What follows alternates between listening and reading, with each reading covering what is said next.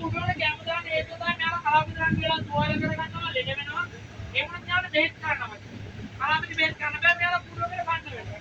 ඒ නිසා තමයි කුඩුවල කැම දාලා උණු කරලා තියෙන්නේ. කුඩුවල ගේට් එකේ ඉඳලා හරි දාන්න පුළුවන්. කැමෙලි දෙක දාන්න පුළුවන්. ඔය සියලු දේවල් ආරක්ෂිත කරලා තියෙන්නේ.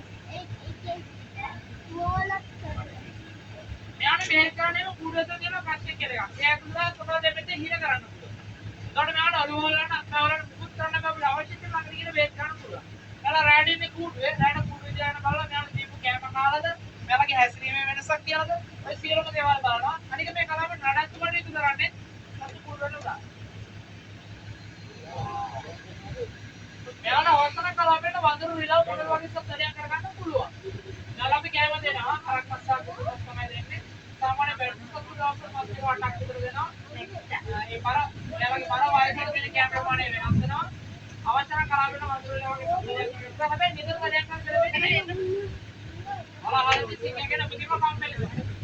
මේ දවස්වල බෑ 16ක් 18ක් විතර වාර වෙලා මේ ගොඩක් දුරට ගෑනු තමයි දායක කරන එකේ වැඩි ප්‍රමාණයක් කිරිත් සත්තු ආයත ගන්න බලනවා. මේක කම්මැලි.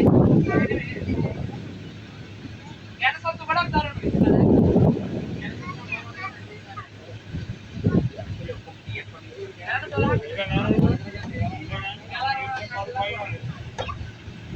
මෙයාලා වැඩි කාලයක් වනාන්තරවලදී විදා ගන්න හේතුව තමයි නිතර වැඩක් කරගන්න සතුරවල නැති නිසා.